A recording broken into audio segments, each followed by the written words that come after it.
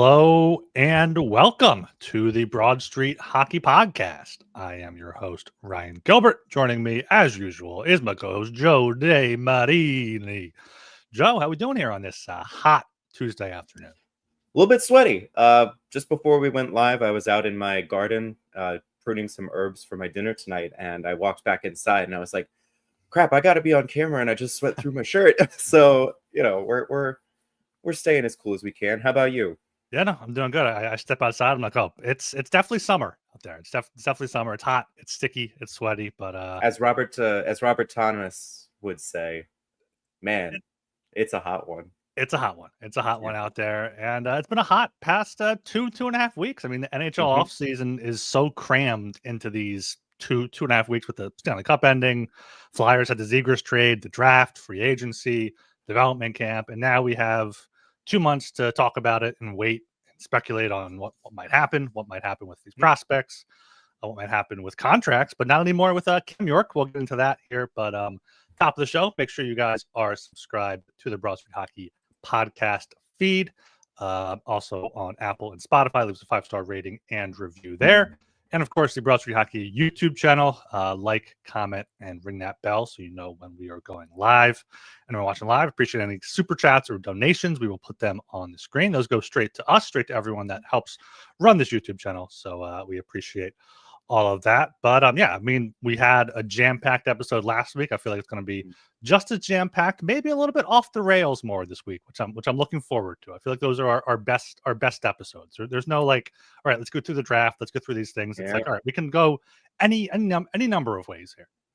It's turning into the chaos of summer, and by chaos, just no subject because there's nothing to talk about. Everybody's up at the cottage. I wish I was at the cottage. Open. Yeah. Someone invite me. Cottage on the lake be very nice. And just hanging out up there. I mean, a drink. It wouldn't stink. It wouldn't be stinky. It would not be stinky like it is here, as does the strike continues. So hopefully they come to a resolution here. But what was not stinky was the Flyers offseason so far. Danny Briere continues to kill it here. Most recently, getting Cam York locked up to a 5-year deal with a $5.15 million cap hit. That is 5.4% of the salary cap this year, less than Travis Sanheim when he signed at a similar age. So, I mean, this news came down on Monday, and it seemed like another great deal for Danny Briere. He's just killing it with the signings, man. I'm working on an article right now. Shout out Kyle, who put this idea in the Slack chat earlier today or yesterday, about how, for the contracts that Danny Briere has signed that are 4 years or longer, there is a lot of opportunity for surplus value, except maybe the TK contract, but that one's a bit of a special exception given his role on the team. And maybe Nick Seeler, but without trade protection on the last 2 years at a low cap hit in a going up cap world, the surplus value might be a really good draft pick at a trade deadline of the future. So.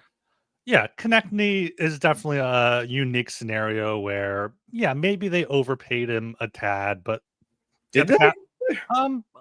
I don't know. Maybe a year or two too long, I guess people could say, but we were happy with it. I was happy with it. I mean, he's the guy that you kind of need around to lead this new young core, because you knew you were going to trade Scott Laughton. You don't know how long Sean Couturier is going to be able to play, even though he has that long contract. So Konechny really is the guy that the younger guys like the Barkeys can specifically look up to. I mean, if he ends up being the third or fourth best player on a cup contending team, that is the contract you would expect for the third or fourth best player on a cup contending team. Obviously, Michkov will probably be the highest paid Flyer. Porter Martone might end up right behind that. And then you've got TK, or maybe someone else steps up, like maybe Zegras steps up and is able to be that guy. That if it looks like a lot right now, because we're still kind of in that stagnant cap frame of mind, even if it is going up.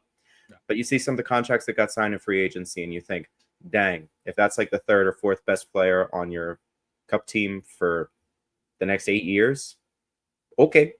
Yeah. And I mean, with the York deal, they now have, a decent core locked up through, 2030 here. You got Konechny, Couturier, Tippet, Cates to 2029, Sanheim and York on the blue line. Of course, Michkov is going to be signed to a long-term deal once he hits. Well, Well, I mean, maybe he's under team control for the next 10 plus years. yes, let's put it that way. But we see how agents and players are approaching contracts now. It's like 3 or 4, maybe 5-year deals at like a higher cap hit or whatever, and then betting on themselves when the cap is up again to get a bigger contract down the road. Austin Matthews, perfect example of that. Quentin Byfield for a younger player who is taking Evan Bouchard got a 4-year deal at $10.5 million because the Hurricanes turned the screws apparently a little bit. Ooh, all right. You didn't see that? Apparently, they had an offer sheet out for him, and that forced an extra $1 million from Edmonton. Ooh, I thought it was for Miller. I thought it was for Keon. Well, maybe they were targeting them both. I mean, they have so many draft picks from the Rantanen trade that, like, yeah, you know, if you lose your own draft pick, you still have Dallas's 2 first-rounders, so it kind of balances out, you know. I actually was thinking about that. If the Flyers were to offer sheet an RFA next summer, yes, they would give up their own pick, but they would have Toronto's 2027 first in place of that if they wanted to. So they would also have LA's 2027 third. So if you see the framework, that bracket for offer sheets, it's a first and a third. Guess what? The Flyers have an extra first and an extra third in 2027. If they give up their own, they still have Toronto's and LA's. Yeah, next offseason it should be a big one. There's plenty of players that are expected to hit free agency. We'll see if they actually hit it, because we saw this year a lot of players re-sign with their teams. But yeah, we'll get into that. You know, we have plenty of time to get into that. But yeah, the core here is kind of set up. That I'm just confused, or I guess wary about if Owen Tippett is really a part of this core. Like, he kind of feels like the odd man out. Like, he hasn't quite solidified his role on this team, but we've seen flashes. Like, he can be the third guy on a top line, he can be the second guy on a second line, but like, you just don't know yet where he fits in.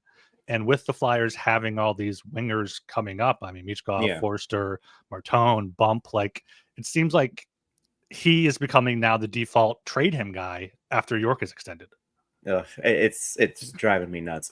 And everybody seems to think that contract is immovable in the way that, like, Sean Couturier's or Travis Konechny's is. He only has a 10-team NTC, and that doesn't even kick in until next summer. Like, if you want to move Owen Tippett, you can. Like, it's not a big deal. And if he turns out to just be a 25 to 30 goal scorer guy, like 25 to 30 goal guy, and last year was an aberration, that's fair value, basically. If he cracks 35 once when it matters, great. That's what you're kind of hoping for. But I'm not worried about the Tippett contract. I know people are like, oh, it's too long, it has NTC, it's a lot of I'm like, cap's going up. He's like in his prime. It's only a 10-team NTC. If the Flyers want to split, they can. It's not a big deal. Yeah, and we talk about how, like, young Zegras is, how he can still turn it around. Zegras is 24. Tippett's 26. Like, he's 2 years older. He's had some interesting development path with the Panthers before coming to Philadelphia. And yeah, you know, see what he's got this year. I don't think he's going to be traded, but no, not unless it's for a player. Like, the Flyers are not in pick acquisition mode unless they're moving Christian Dvorak at the trade deadline. Like, they are not. That's not the mode they're in at this point in the rebuild. And we've talked about it before with Tippett. His 2022-23 season, he had 27 goals. 23-24, he had 28. In that first season, 8 of those goals were on the power play. The second season, 5 of them were on the power play. This year, 0 power play goals. A little bit of production on the power play, and he would be right where we would expect him to be. You know, $6.2 million for that with this cap going up is going to be looking good. So Tippett, Tippett is the guy that's going to be thrown into these rumors. Like if the Flyers wanted a Bo Byram, it'd be like, okay, Tippett and Zamula, or Tippett and Andre. Sure. Like, that could maybe move the needle. But I don't think the Flyers are in on Byram, given his contract demands and his health issues. Like, maybe if he gets the 2-year deal from Buffalo, and Buffalo's still trying to move him, and you're like, all right, if he's good in 2 years, you have a good problem. You have Sanheim, you have York, you have Byram. You can trade one. Teams always want defensemen, but It's just stuff like that. You're not trading them for picks. You're not trading them just to trade them. You'll be trading them to make a hockey trade. And that's if the Flyers have confidence in these wingers that are coming up, which it sure sounds like they do. It really does sound like they do with Martone and Bump. And I think it's worth pointing out, too, that if all of these other RFAs around the league are just signing 2-year contracts, guess what that means? They might be on the market in 2 years when the Flyers actually are looking to upgrade at those positions, and then they have a better sense of what these players can be, how they can contribute. Like, this is going to sound silly, but just because a guy signs a contract doesn't mean he's ungettable. Like, if you just wait, there's time to get the dude.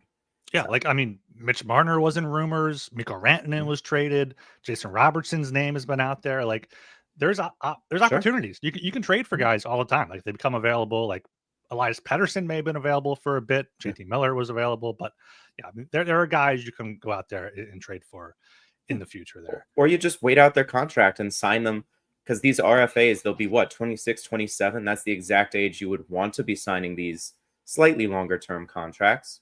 And, you don't have to give up anything but money, which it's Comcast, so who cares? Not my money. Yeah, the Flyers are going to be one of a handful of teams that actually spend to the cap. There's so many teams that are just not going to spend to the cap. It's a business for them. They don't care about. They don't have the money to. It's going to be a net loss for them if they do. The Flyers can definitely take advantage of that with a new building coming. It's really fun to see all these teams that were hoping to make big splashes in free agency still have like 20 million in cap space. The Blackhawks have like 20 million in cap space. I think the Wild have like 15 million after they finally got the Suter and Parise contracts off the books. And they didn't do anything with it. It's just wasted space. So, maybe they try and find a trade in midseason or at the deadlines, but Flyers at the cap ceiling, that's good for them. Thank you, Comcast overlords. Yeah, there's no players out there worth signing, so maybe we'll see some trades here and there. And what big trade the Flyers made this offseason, we didn't really get a chance to dive into it too much. We talked about it with Jacob prior to the draft, how it might affect that, where Zegras might fit in. We said how great of a deal it was, and I don't think we can talk enough about how good of a deal was. Zegras for Ryan Poehling, a second-round pick, and a third, fourth, whatever the second pick was there in a few years, seventh, or something, it may or sixth or something. Yeah, and it was irrelevant anyway. Yeah, and everyone's talking like, all right, that's our 2C right there. But the more you look at it, the more you talk about how awful his faceoff numbers are and how he was producing more on the wing in Anaheim. Like, it makes me wonder if he's really going to be penciled in at center or if he's going to be primarily playing at left wing, especially with the Flyers, not having many there with Forster potentially out. I think they'll keep him at center. Like, who else is going to play center? Well, you could have Couturier, Cates, Dvorak, and then who's your 4C is the big question. It's Abels, Dorwart, whoever they want to put out there. Yeah. Why would you do that? You have way more wingers in the wings, than you do center. It's just play Zegras at center and let it ride. Who cares? I hate to say it. This is another one of those lost seasons where let's find out about this guy. We found out about most of the other Flyers, but this guy is new. Let's find out about him. Well, I guess the big thing is if Jet Luchenko makes a team. We can get into that in a little bit. But if Luchenko fills that 2C, maybe you have Dvorak 4C, Cates 3C, and Zegras on the wing. Like, I've been trying to put together predicting the Flyers open night roster after free agency for a bit now. And there's just so many moving parts here. Like, who's playing center, who's playing wing, which kids are going to make it. Is Abel's going to get a chance? They keep mentioning Devin Kaplan for some reason. Like, is Forster going to play? Is he going to be ready? There's just so many moving parts here. But yeah, I think Zegras ultimately will be at center. And a part of the trade package that got him was from one of Danny Briere's original moves. His first major move as GM, the Ivan Provorov trade, which, if you would like, go to broadstreethockey.com. I posted an article today about that trade tree because it has been just over 2 years since the trade, and all of the players and picks that were involved have either been traded, the picks have been made, or the contracts of the players involved they've expired or been renewed or whatever it may have been. Mm-hmm. So let's just do a refresher because there were a lot of moving parts in this deal. Yeah. So the Flyers traded Ivan Provorov to the Columbus Blue Jackets and also sent Hayden Hodgson and Kevin Connaughton to the LA Kings. In return, they received a 2023 first-round pick, which was LA's, but Columbus owned it from the Gavrikov trade. LA's 2024 second-round pick, Columbus's 2024 or 2025 second-round pick, they got to decide, Sean Walker, Cal Peterson, and Helge Grans. We know that the Columbus pick became the 2025 pick because that was Don Waddell's first draft in Columbus, and GMs want to make their imprint in their first draft, you know. But yeah, do you want me to go into the rest of the draft picks here, or do we just want to talk about like, holy shit, that's a crazy creative package? I mean, yeah. I mean, you wrote it in the article, like Briere doing that as his first move after having Chuck Fletcher being like, "Oh, trades are hard. I got to press this button on my app." Like, it was great to see. I mean, it was a great start to his tenure, and yeah, a lot of picks there, and a lot of high picks, first round, second round, and getting like Sean Walker, Cal Peterson, Helge Grans. Grans seemed to not fit in LA. Peterson, a clear cap dump. Thank God he's gone. And Sean Walker, who turned out to be a great asset. Yeah. No, it's crazy to think about all those moving parts. But let's start with the draft picks, because I broke this down by the draft picks, the players, and where they are now, and what the Flyers have as a result. First and foremost, I want to talk about Hayden Hodgson as part of this deal, because at the end of the 21-22 season, Chuck Fletcher was like, yeah, we really like this Hodgson guy that we found in the ECHL, and brought him up. He had a Gordie Howe hat trick in his first game or something crazy. It was wild. Makes the opening night roster. Torts is like, I don't know if he's a player. We'll see. He gets benched after like 4 shifts or whatever, and immediately gets waived. And he's like, yeah, he's not an NHL player. He struggled. I don't think he's cut out for this. Meanwhile, Fletcher and the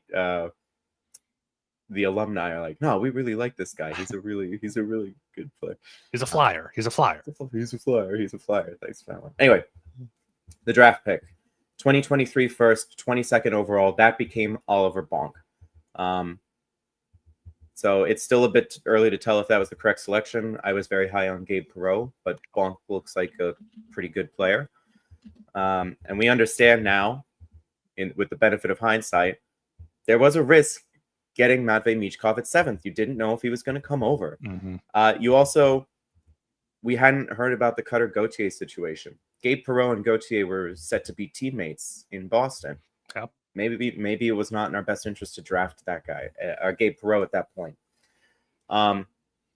LA's 2024 second, they used that to move into the 2023 second round and drafted Carson Bjarnason. They didn't have any 2023 seconds because Chuck Fletcher had traded them to, I think the 2023 second was part of the Risto deal. It's probably Risto or D'Angelo, which it was one of those two. Yeah. And then the Columbus 2025 pick was used to acquire Trevor Zegras. It was part of the Trevor Zegras package. So for all the draft picks, the Flyers ended up with Bonk, Bjarnason, and Zegras. Not bad. Yeah. And the other half of the Zegras trading to get him, or no, trading. No, keep going, because it's trading to get up for how they got Edmonton's pick from that they used this year, 31. Colorado's pick. Well, yeah, that's Sean Walker, but it's not okay. Not a part of the Provorov trade tree, but the Florida's pick that they got in the Giroux trade with Tippet, was used to trade up this year and get Nesbitt, I believe. Right, they swapped with Edmonton. Yes. So we'll get to that one at the end. So the players involved, Ivan Provorov, Hodgson, Connaughton. Hodgson and Mark Stone have had their spat, which was really funny. If you haven't seen Mark Stone calling him like basically a fuckhead, it's really good. Helge Grans and Sean Walker. Helge Grans, we don't know if he's a player yet, but the LA Kings have a habit of letting really good young defensemen go in trades. namely Brock Faber. I don't know if you've heard of him. He was part of the package that got them Kevin Fiala out of Minnesota. Yep. And then Sean Dursey, who is now an integral part of the top 4 in Utah. Yes. So good job, Rob Blake. Thank you for that. Sean Walker, what is there to say? He was like part of the best Flyers pair that year, and they flipped him at the deadline for a first-round pick. Yeah, with Colorado. So way to go. Yeah, and like then every part of this trade is just a win for Briere. It just keeps getting better and better. Well, except for Cal Peterson. Well, but he helped the tank. He helped the tank. He really was the tank commander. Yeah. That game against the Penguins where he just let in every puck that came his way. Hilarious. Yeah. And then let's see. Okay, that's all the players. Where they are now. Provorov just signed a ludicrous $8.5 million AAV 7-year extension with the Blue Jackets, which might be the worst contract of free agency. Depending how you feel about Tanner Jeannot, that contract is stupid too. Yeah. Let's see. Kevin Connaughton and Hodgson probably won't ever play in the NHL again. Brian Johansson, who is also part of the Walker deal, that seems to be over, and we still don't have a resolution. Peterson signed a 1-year league minimum deal with the Minnesota Wild as like a 4th string goalie for them. And Grans may be a depth defenseman. Who knows? Walker is in Carolina on a contract that runs through 2030 with an AAV of $3.6 million. And his most frequent defense partner is none other than fellow cap dump, Shane Gostisbehere. Yeah. Brutal. The Flyers have a tendency to trade some not young defensemen, but like veteran defensemen that go elsewhere and have good careers there. Yeah, Ghost and now Sean Walker. Crazy, so silly. Imagine if Gostisbehere had not been paid to be gotten rid of. That was one of the worst trades of many by Chuck Fletcher during that offseason alone. Honestly. Chucky Poo trades, really. Let me get rid of Shane Gostisbehere and replace him with worse Shane Gostisbehere. Yes. In worse in every aspect of aspect. Okay, so here's where the trade tree stands now for the Flyers and what the Flyers currently have as assets. LJ Grans, who was part of the original trade. Oliver Bonk, the LA 2023 first round pick. Mm-hmm. Carson Bjarnason. They used LA's 2024 second to draft him in 2023. Trevor Zegras, which Columbus's 2025 second was part of that. And then they used the Colorado pick from the Sean Walker trade as a key part to move up and draft Jack Nesbitt. Just a week and a half ago at this point. Yep. Yeah. So they traded out one guy and 2 just replacement, like not even NHL caliber players. 2 Jags, just a guy. Two guys. They now have 5 dudes who are all younger and ostensibly higher ceiling. Like best case scenario, LJ Grans and Oliver Bonk both can provide exactly what Provorov did, which is ideally second pair minute eating defenseman. Mm-hmm. It just, and it's not done. Like, one of these players could end up traded and then the tree branches again. Yeah. But until then, that's where it stands. Yeah, but these 5 guys, these 5 guys, you can see them all on the Flyers next season. You can see them all on the Flyers as a part of their next playoff team. I don't know about Nesbitt, but you don't next playoff. No, I mean, like, I don't think he's going to make the team next year. That's what I'm saying. I don't think they make the playoffs. I mean, they might make the playoffs next year, but the next time this team is like truly competitive, like Bjarnason is maybe the starter or the backup. Zegras can be that 2C center. Nesbitt can be that 3C. Grans can maybe become the third pair right defenseman, and Bonk can be a second pair. Like all 5 of these guys can be a part of this team moving forward and should be. I mean, the majority of them. And Provorov clearly wasn't. And Hodgson wasn't, and Connaughton wasn't. So the Flyers took 2 years of Cal Peterson's cap hit.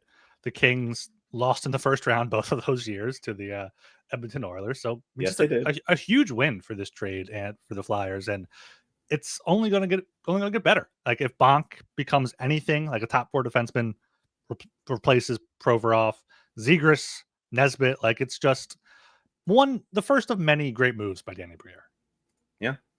Yeah. I mean, I'm trying to think if there's a trade that wasn't good.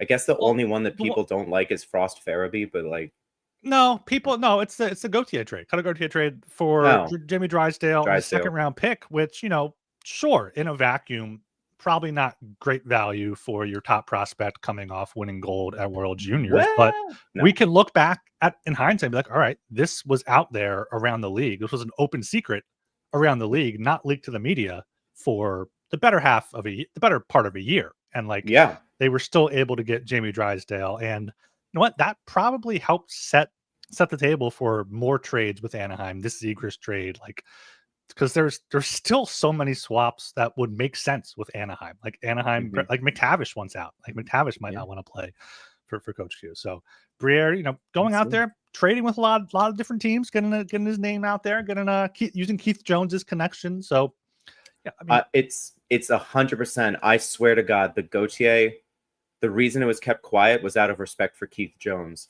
because everybody in the league loves Keith Jones. They love Jonesy. And if you cross Jonesy, you have made an enemy of not just the Flyers, but probably like 2/3 of the league would just be like, man, you cross Jonesy. That's something that we just don't do. It's like, But that Anaheim pick, who did they use it on?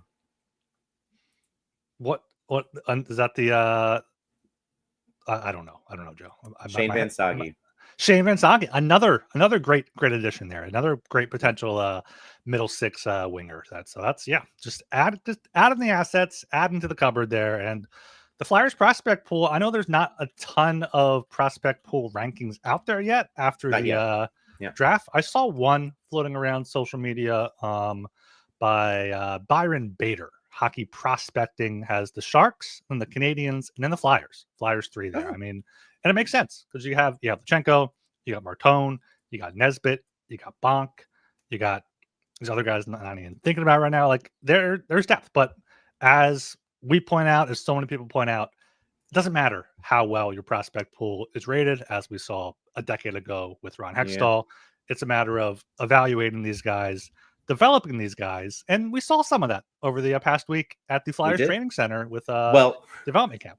So some people saw some things, but that video stream for the 5-on-5 scrimmage was unbelievable. You would think an internet mega conglomerate would be able to live stream a goddamn hockey game.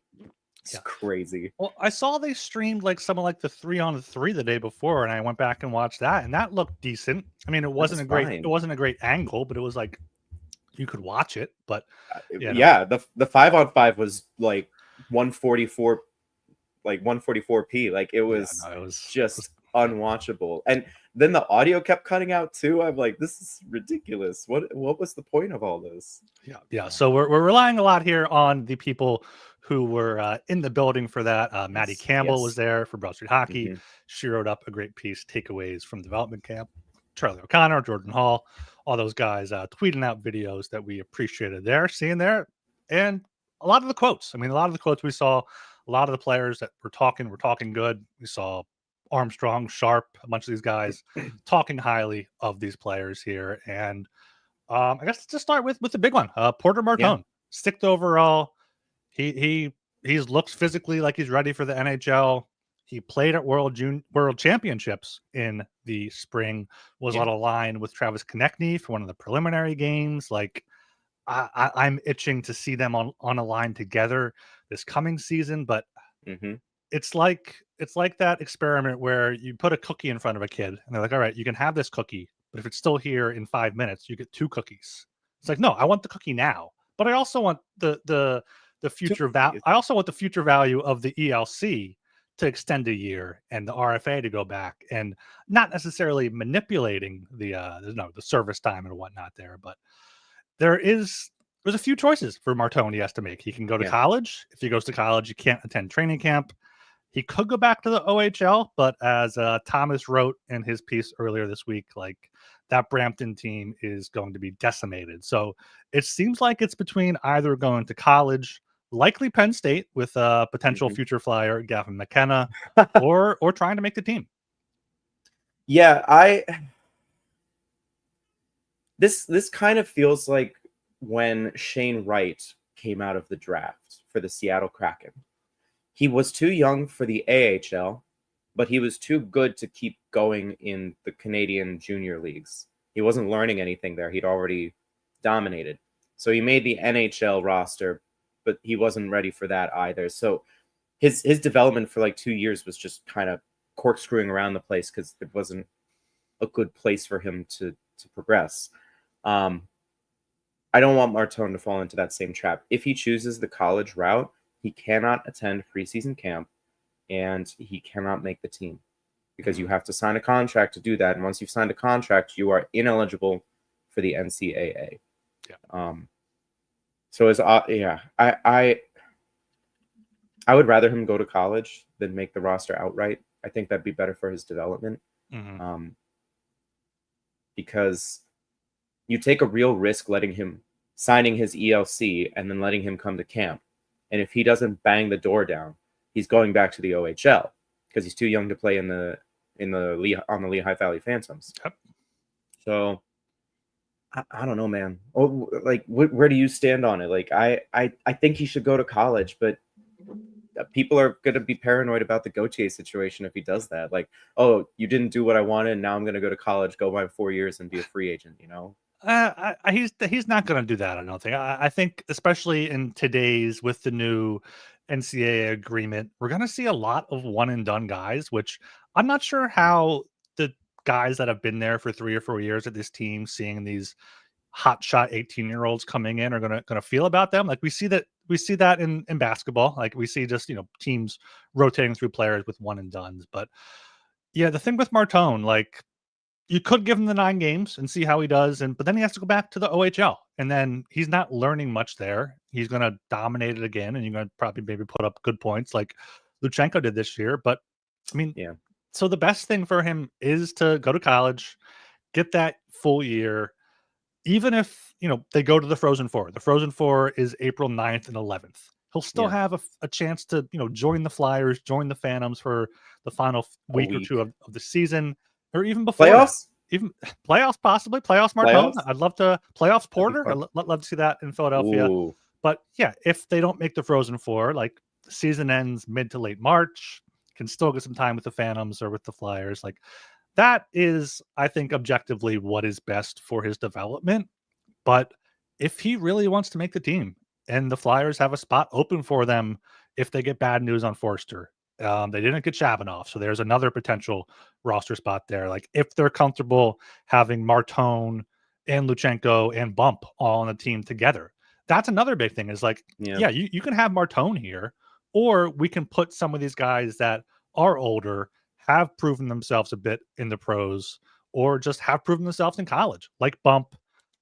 Briere and Sharp both brought up Devin Kaplan, like unprompted. Like he seems like to be a guy in the mix for a 4th line role. Carson Dorwart, his name is still out there. Like there's these guys that are above Martone physically and just experience wise. That it makes it make sense to have like, all right, Martone, go play a year in college, next year be locked and loaded. But also at the same time, you want to see what he can do at the NHL level. And if he has a great season, that's just another piece to be like, hey, big free agents, come play with Martone and Michkov. Like, come help take this team to the next level. We've shown you what our young guys can do.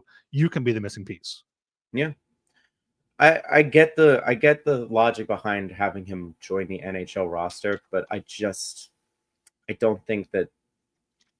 I don't give a shit about the ELC. People are like, well, you don't want to burn a year of ELC. And I'm like, I don't care. He's a 6th overall pick. Like, who cares? He's going to get that bag eventually anyway. It doesn't matter. If we're worrying about what the cap situation is going to be in 2030, 2031, because the Flyers are too good, I'll take it. I will have the Flyers be too good. Like, that's a great problem to have. Yes. No, I think you're right. Bump came into dev camp and apparently looks ready to go. Like he's gonna bang that door down at preseason training camp. But I don't think the Forster injury is going to factor into it because they've also got Nikita Grabenkin, Yeah, who's another guy. Another guy I look. completely forgot to mention. Yeah, he's played in the NHL. He's played in the AHL. He definitely deserves a shot over Martone. I think he does. Like, because if he makes a team, Forster comes back, you send Gulbenkian back down. Like, same thing with Bump. Yeah, and especially because Gulbenkian only has 1 year left on his contract, I believe. So, like, might as well take this opportunity to find out. It just speaks more to their free agency signings as well. They have the depth in place where if none of these prospects bang the door down, they have a roster. Like they have three NHL lines and most of a fourth line. Most of a fourth line. Well, no, most of a first line. They have most of a first line. And do they? Do they have most of a first line? They've got Michkov, and I'd say TK is a first liner. I don't think. I'd have to see other teams' first lines. I don't know if Michkov is on the first line of many playoff teams, unfortunately. Not yet. No, not yet. Okay. Maybe just TK then. They have three second lines and a fourth line. Yeah. But no, they've got enough signed NHL players that if none of the prospects absolutely like light it up at camp and do what Bobby Brink did a couple seasons ago, where he's like, what are you going to do? Send me down? I just had an outstanding camp and outplayed some of these rostered veterans. Like, yeah, they're safe if none of that happens. And if guys perform that well, awesome. That's really cool. We get these young guys who can, like, we get the shiny new toy on opening night, and that's a lot of fun. Yeah. I just think that there's not like a ton of risk with keeping Martone up there, but the risk of keeping him up and him not being ready or other guys proving they're ready, and you'd be like, oh, well, we either have to send Martone back to the OHL or send this other guy back to the AHL.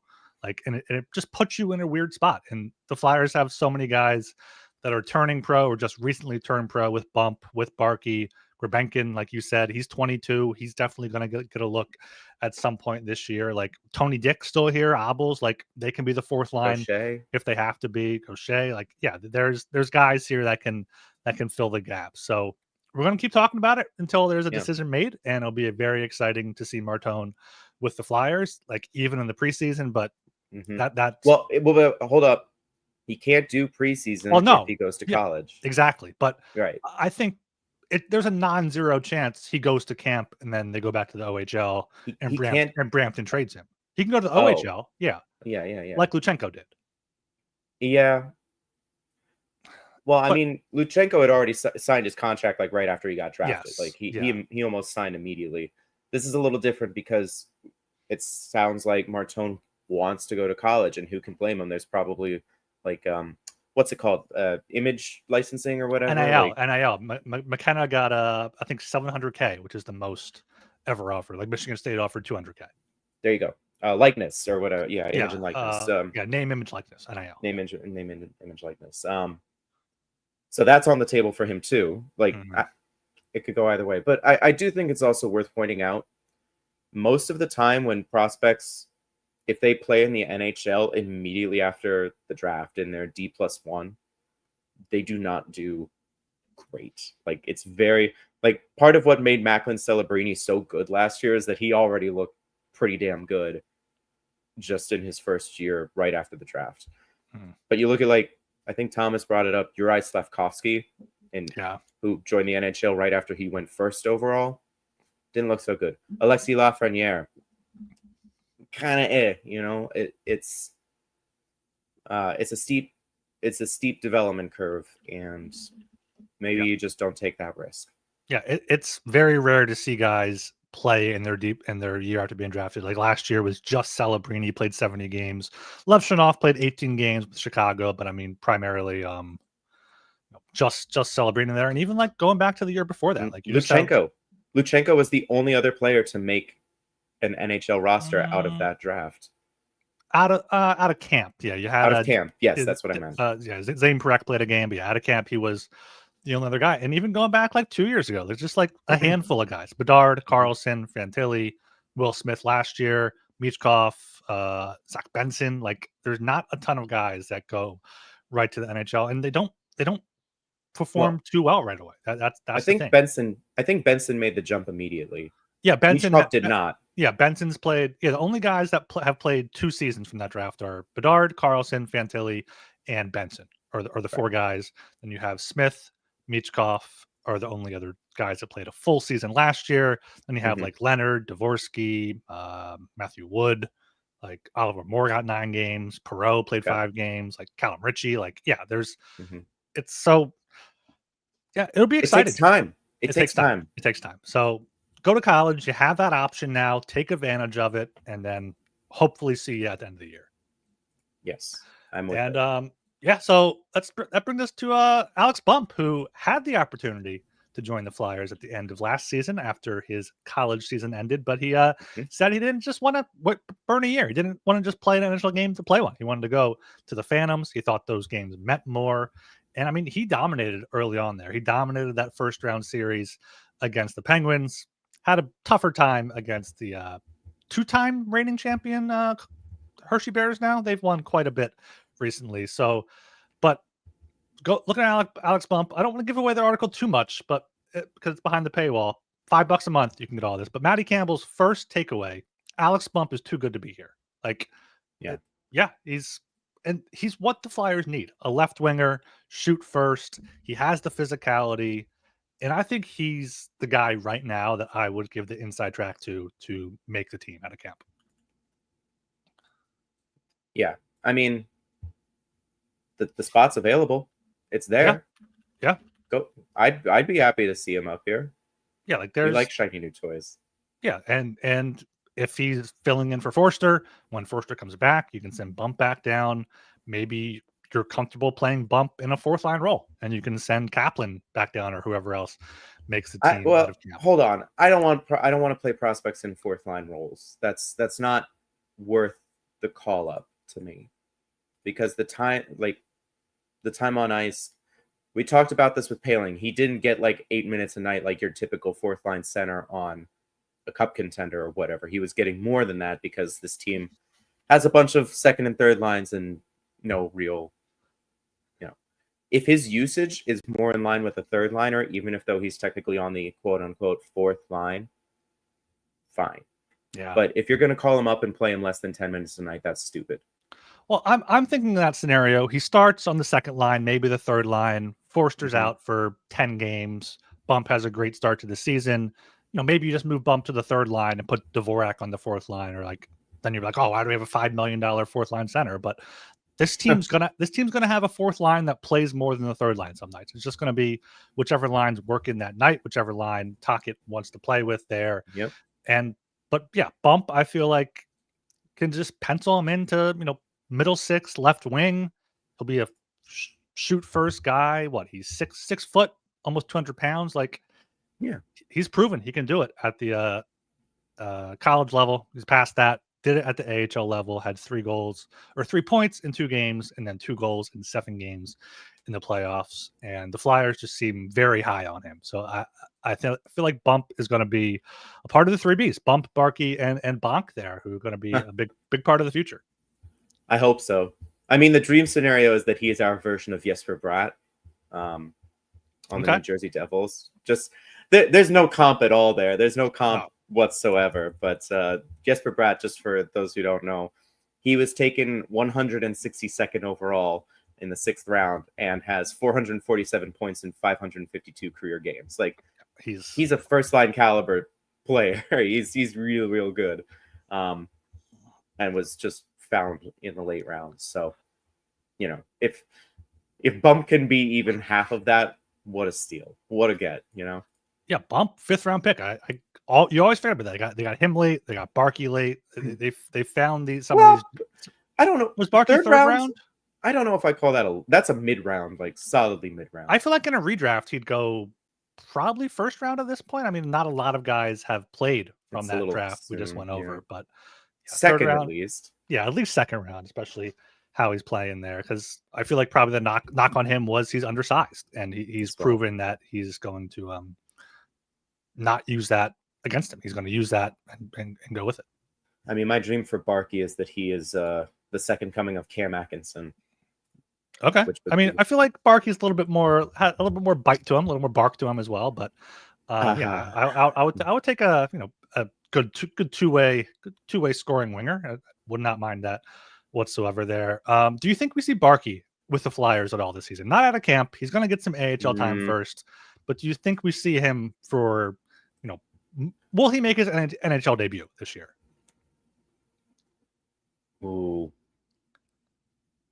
I'm going to say, oh, that's tough. I'm going to say no, actually. Right? It doesn't feel right. Like unless he's just blowing people away in Lehigh and there's an injury on the big club. Yeah. Well, yeah, it would have to be an injury, or after the deadline, they traded Dvorak, they traded Hathaway. Like there's just spots there. But there's other guys ahead of him in the pecking order. Exactly. Bump, Grabenkin, Gaucher, Tony Dick. Like there's other guys who need a look now. Barkey has 3 years on his contract. Like we can wait on this. Yeah, like if it's a short-term injury, like they're calling up Tony Dick, they're calling up Obels, they're calling up Grabenkin. Like they're calling up. They still have Eklund. Yeah, still got Eklund there for 1 year. They're calling up Kaplan. They're calling up Dorwart. Like they're calling up these guys that they don't want to necessarily hurt Barkey's development. Like, all right, Barkey, play in the AHL the rest of the year. Go through the playoff run, because the Phantoms should be a pretty darn fun and good team to watch this season. I think we're seeing some coaching staff updates pretty soon there as well. So Flyers are exciting, but Phantoms are exciting as well.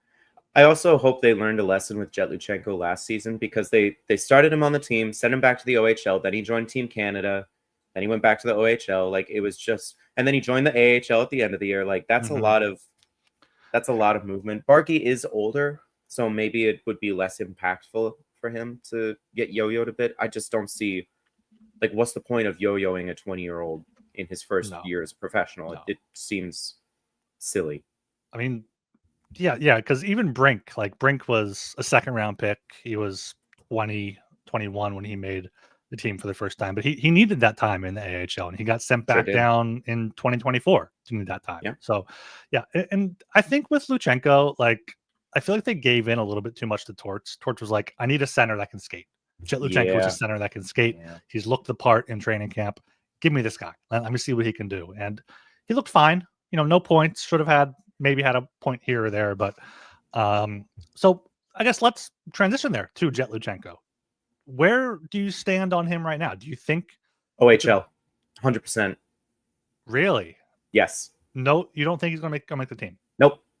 Not a chance. Really? Why not? Not a chance. No, not a chance. Look, last year when he made the team, who was the center in Torts' doghouse? Morgan Frost? Oh, I mean, perennially. Noah Cates? Noah Cates. I don't know if he was in the doghouse. We bring up that he was a healthy scratch, but he was a winger at that point. But he was not who Noah Cates is now.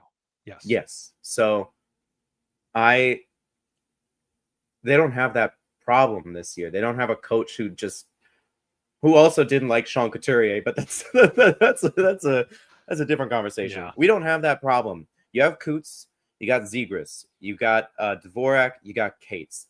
You got 4 NHL caliber centers who can all play a role. There is no need to put Luchenko up here. Again, he has to bang that damn door down. And maybe he will. I don't expect him to.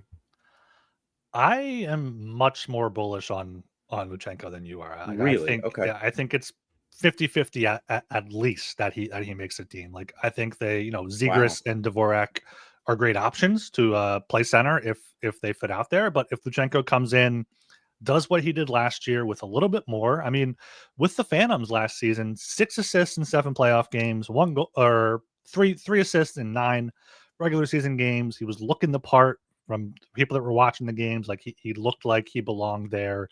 And unfortunately, that's not an option this coming season. But no. I feel like, you can put Dvorak and Cates on the same line and have Dvorak as the winger that takes the faceoffs, because that's Cates' one weakness as center is faceoffs. Like he's great defensively, he's great in transition. He cannot win a faceoff, and Dvorak can be that guy that, like a Giroux, you take the faceoffs, be a great shutdown duo there. Coots too, yeah. And Same thing with Zegras. Like, I feel like Zegras and one of Cates or Dvorak are both great options that can play wing, especially to get Luchenko some time here at the NHL level, because you also want to see what you have in him a bit more going into next offseason. So you want to know if he could be a 1C, if he has that potential ceiling. You want to know if he is a 2C. Like, is that what he is? And then going into next offseason, you're like, all right, how big of a fish do we need to try going for here? And I just think he's going to have another great camp, and it's going to take a lot to send him back down. And he's not even 19. No, he's just older than Porter Martone. Just barely, like a month and a half or something. Mm-hmm. Yeah. I don't see it. Okay, so who's your center if Zegras has to go to wing? You have Couturier, Cates, and Dvorak, and just do Dorwart or Abels 4C. Dorwart, Abels, Massimo Rizzo to see if he can actually hack it. I don't think he can. No. Gaucher, like Oscar Eklund. Like, look, you're not going to know if Trevor Zegras can hack it as a center until like December or January. Guess what you can't do in December or January? Call up Jet Luchenko. Like, that's just the logistics of it. But what you could do is move Dvorak to wing, or move Cates to wing, or back to center, or vice versa. The Flyers don't have other guys in that pipeline. Like, those guys are just named. Like, you don't want those guys playing NHL minutes. You just don't. And especially when Luchenko is on a bad team again in the OHL. Like, I feel like there's going to need to be at least one prospect to make the team. It might be Bump. It might be Luchenko. I don't know if they're going to go with more than two. Like, Martone's in the mix. Obviously, we have to keep that. We got to keep drumming up that excitement until he makes a decision. But I don't know. I feel like Luchenko is ready. I feel like he's ready. I feel like last year he showed that, and this year, he'll have to bang the door down. You have to beat out, Dvorak or Zegras to prove you can be a center. But if you do that, like, besides that, what you got Abels, you got Dorwart. Maybe if they sign Evgeny Kuznetsov, maybe he's in the mix as well. But so out of the three guys, Martone, Bump, and Luchenko, how do you rank their NHL chances this year? And I guess Bump is clearly one, right? Yeah. Is there someone else to throw in there besides Luchenko and Martone to make the NHL? To make the opening night roster. Do you count like Grebenkin? Do you count? I count Grebenkin. I count Kaplan, those kind of guys. I mean, Barkey. I don't think Barkey's gonna make it. Bump is clear cut number one. No, I'd honestly put like Grebenkin above Martone and probably put Kaplan above Luchenko at this point. Or Dorwart even. I really don't think Luchenko is going to make the opening night roster. Yeah. And that doesn't mean I don't like him. I like Luchenko a lot. I just don't see the point. What's the point? There's no point to getting him on the NHL roster for another 4 games and then yo-yoing him between leagues again. What's the point of having him go back to the OHL on a bad team and just, doing the same thing he did last year? Because there's still things he needs to work on. His shot is still not great. Like, there are things that he can work on at the OHL level that are worth doing there. No, that makes sense. And along with that, like, they paid $5 million to Dvorak to come in and be a center, so they don't need to rush Luchenko. But exactly. Yeah, I mean, right now there's 10 locks or so for the opening roster: Konechny, Couturier, Tippet, Zegras, Dvorak, Cates, Hathaway, Brink, Michkov, and then I have Delorier on there because I don't think they're not sending him down. He'll hang around as the 13th forward. So you have at least 2 other guys to fill out the lineup, and a third if you're having Delorier as a healthy scratch. Like, we got Dorwart, Bump, Kaplan, Grebenkin, Abels, Martone, Luchenko as options there. And other guys could, surprise us. Yeah. There's plenty of dudes to choose from. I'm not worried about them being shorthanded. Like, they've got guys. Yeah, they have guys. It's just a matter of which guys to go with. Yeah, exactly. Yeah. So a lot of talk here about the forwards, how they're going to line up the forwards on opening night. But looking at the blue line, I've been looking at that more recently over the past week. Yeah. Especially with Risto out. Like, maybe. I'm not going to, I'm penciling him out for opening night. Me too. Yeah. Me too. So you got Sanheim, York, Sealer, Drysdale, Zamula are 5. Is Juleson 6? Like, Juleson kind of has to be 6. Maybe Grans if he has a great camp. I don't think they're going to add. I don't think Bonk's going to be. Andre Andre just fits the profile of a Drysdale, a York. Like, it's Andre at this point feels like he's going to be a part of a trade package to get some roster help this year or next year. Yeah. But part of the thing you have to do there is get him NHL minutes so other GMs can see what he looks like. That's a bit of a showcase, right? Yeah. No, so we got Sanheim, York, Sealer, Drysdale. Maybe Zamula gets waived? That would be spicy. Waived?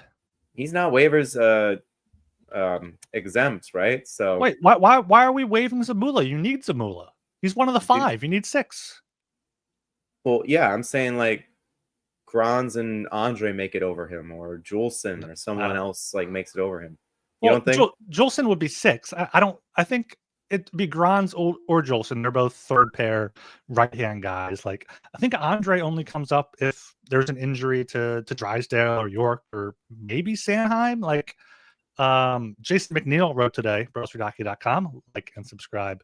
$5 a month to get this article. He says Zamula's days on the roster could be numbered, and it makes sense. Like, I wouldn't hate trading like Zamula and Tippet for a solid second pair defenseman. Like, I would not mind that at all. Okay. Yeah, I mean, I don't know. You also have Dennis Gilbert in there. Like, he is an option to be a 6-7 guy.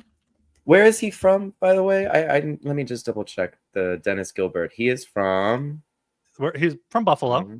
He's from New York. Making sure you're pronouncing it correctly. Yeah, but yeah. I was thinking like, well, if he's from Quebec, it would be Denis Gilbert or something like that. Denis Gilbert. But there's your first jersey purchase of the season. It is. Yeah, I got to see what number he is. He's going to be wearing there. But 69. Hopefully 69. Yeah, last year played 25 games with the Sabres, 4 with the Sens. Year before, 34 with Calgary. I guess he was injured because he hasn't played in the AHL since 2023. He's left-handed. Maybe he's an option if Zamula is traded. He's 6'2", so he does have that size. Speaking of size, I don't think he played for Tocchet. I think he did. Isn't he the one that played for Tocchet? No, that was Juleson. Juleson was with the Canucks last year. And then you were talking about Gilbert. Sorry. Gilbert. Gilbert, maybe he's the 7, but speaking of size, Hunter McDonald. We keep hearing about him. Fuck yeah. I mean, he'd have to be on the left side, I would imagine. So on the left side, then you'd have York, Sealer, and McDonald, and then right side you would have Sanheim, Drysdale, Zamula. I guess that wouldn't be the worst thing in the world to have, but it does seem like bringing in Juleson and Gilbert is like, all right, if you're better than these guys, McDonald or Bonk, you can make the team. But otherwise, have some more seasoning. I think the most interesting storyline going into preseason and training camp, which defensemen are going to make it, because they have 2 very clear roster needs at forward. Some forwards are going to make it. We know that. Mm-hmm. They only need technically 1 guy on the blue line, and there's like 5 dudes competing for that 1 spot. That's a lot more interesting to me. Are you saying the 6th spot, or are you saying who's the 7 going to be as well? The 6th spot. I feel like Juleson would be the 7, honestly, but I think Juleson's going to be the 6. I think you're going to Juleson Zamula. Zula. The Jewel, smoking that za. Smoking that za. And puffing on that Jewel. I find it Rick Tocchet is a Gen Z sympathizer. He can't live without that Jewel. Yeah, but I think you got Sanheim, York top pair. Sanheim's better on the right side. I feel like York can come into his own there on the left side. Sealer, Drysdale second pair, and then Zamula and either Juleson or Grands on the third pair. Which, it's not great, but it's not terrible. No, we've said for a while this team has to do defense by committee. Yeah. And that's what's going to happen. And like the Flyers have so many defensive forwards that having a not so great third pair can maybe kind of be sheltered a bit by having these defensive forwards play with them. Yeah. I'm excited, honestly. I'm really looking forward to this season. Once they made the Zegras trade, I was like, oh, can it be October already? Let's go. Well, yeah, that's part of the reason like I want Martone and Luchenko to make it. Like I want this season to have as wide of outcomes as possible. Like let's see how high we can go. Let's see how but I don't want to be just in that middle playoff bubble, like 10th pick again. No. Let's see what we can do. Let's see if we can go on a run and see what we got from these guys. And if that works out to being on the bubble, if you're on the bubble with these younger guys, sure, they're getting great experience playing in a playoff-like atmosphere in March, in April. If they don't pan out and you're at the bottom of the standings again, bring me McKenna. Another undersized winger. No, something we talked about in the Slack today is how young next year's Phantoms team is going to be. Like the oldest dude on that team, if Abols doesn't make the opening night roster, he is the oldest person. I think at 29 years old, he will be the oldest person on the Phantoms. It's like a super young team. Yeah. Which is fun. That you say you want to see like bubble playoff with a young team. Well, if the very young Phantoms team goes on a Calder run, that could be promising too. You know, it doesn't all have to happen at the NHL level. We can see a lot of progress below that. We're already at the hour mark here. Flew by there, but you know, this is our second podcast since the draft, and Joe has already had a change of heart on the Jack Nesbitt pick. I just want to clarify, I don't hate Jack Nesbitt as a prospect. Like, I feel like on the last pod, it sounded like he kicked my dog or something. But no, I like him as a prospect. I just have issues with trading 22 and 31 to move up and get him. But he had a really good camp. And, you know, what do I know? We're amateur. Like, we haven't watched the game. I was listening to Flyers Daily with Jason Martinez, and two things he said. He was like, you know, I trust the scouts. Like I don't these people that are even like out there online. Like I trust the scouts. I trust Bob McKenzie because he has a connection of scouts, and his rankings are usually pretty much in line with how it goes. And also he said, you know, I would trade pick 22 and 31 for 12 every draft. And you think about it, like you absolutely have to. Like you're getting a top 12 pick for two later picks that you can get similar players in the second round. It's not even the trade up that worries me. Like I was stoked when they traded up to 12. It's just that the players that were available there, I thought had higher upside. And that's really what the crux of it was. And like I said last time, I thought it was setting the table for a day two where they did a bunch of stupid stuff. And I was really concerned about that. But no, I don't hate Jack Nesbitt as a prospect. I'm on the record now saying I don't hate him as a prospect. I just think that they left some talent on the board when they traded up. And I like the trade up. I like the gutsiness to do that. I feel like something got missed there, especially because they didn't get there were a couple of really good players available at 31 that they could have picked up. Yeah. That was a bummer. Yeah, there were definitely players with higher ceilings there, but I think Nesbitt has the higher floor, and those other players would have had the lower floor, and that's what the Flyers were clearly looking for in this draft was size. So you can like I said last episode, like you can see why they did it. It's just questionable about if it should have been Nesbitt, like, and especially same thing with last year. Should it have been Luchenko? Like it's just. It is what it is now. It's the question. That's the two biggest question marks. And if that's the two biggest question marks of Danny Briere's tenure so far, he's doing a pretty good job. Yeah. And I think, I can't remember if we talked about it last time, but I know I mentioned it in the Slack today. Part of me wonders if the plan, quote unquote, was to get big players in the 2025 draft or prioritize them at least, because theoretically, we are closer to a window of contention than we were 2 years ago when Briere first took the helm. So you draft these smaller, less physically mature players, but that have the higher skill ceiling early, let them develop and mature for 2 years.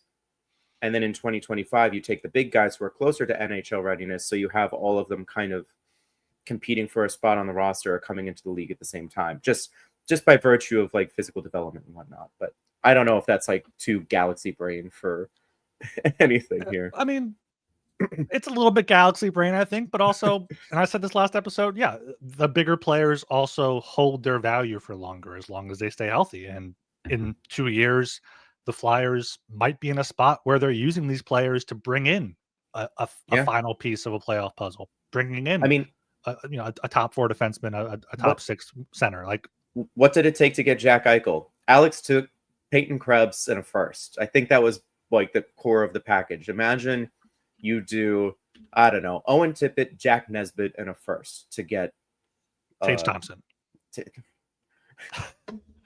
Of course, Buffalo. Who are you going to suggest that's better? Connor McDavid. Connor McDavid, okay. or Jack Eichel himself, honestly. Like, who knows if he re-signs with Vegas? Yeah. He probably will. I'm sure it's Vegas. They'll figure something out. Even though the CBA is getting rid of the LTIR loophole for the playoffs. Yes. So, yeah. Yeah. And they got the big Marner contract. Got to see if they can sign Eichel next year too. Well, if Alex Pietrangelo's career is cooked, then that is what it is. That helps a little bit. Definitely there. Yeah. Anything else, Sarah? Any other points you wanted to make? I know you had the Pronman 2026 mock draft on the sheet here, but that was mostly if we didn't have any time. But I'm drafted out. But the early look is, damn, there's a lot of small guys in this draft at the top of this draft. So I don't know. Maybe that's part of targeting size this year was, hey, next year they're all small dudes. Yeah. We'll see. We'll see here which prospects make it out. Got 2 months now till training camp. Plenty of time to discuss that. Hoping to do more streams and whatnot moving forward. So make sure you guys subscribe to the Broad Street Hockey YouTube channel there. Also on Spotify and Apple. Leave us a 5-star rating and review. Also broadstreethockey.com. We don't push it enough. $5 a month gets you all this great content, all this in-depth content, along with the free stuff. So yeah, if you want to get a part of that, you can subscribe there. I'm also kind of looking for some diehard Broad Street Hockey fans that maybe want to have a little focus group about what you want to see from the podcast, the YouTube, the website, what we can do better in the off season here. So I feel like if you want to have suggestions, you can hit me up on Twitter. You can in the Discord, in a comment on my article. I do try to read the comments nowadays. Besides the Kuznetsov article, I'm not going into that one. I know what it's going to say already. But I'm trying to be more responsive now. Yeah, comments are fun sometimes. Sometimes they're fun. You give us good ideas sometimes. Other times, make me want to pull my hair out. Anyway. All right, Joe, where can people follow you? You can find me on Blue Sky at jfdemarini.bsky.social. Thank you. Gilbert, where can they find you? Yeah, primarily Blue Sky at RyanGilbert.bsky.social. But if you are only on Twitter, first of all, make the move to Blue Sky. We need more hockey people on there. Please. But R Gilbert SOP on the Twitter there. All right. Until next time. Thanks for listening. Go Flyers.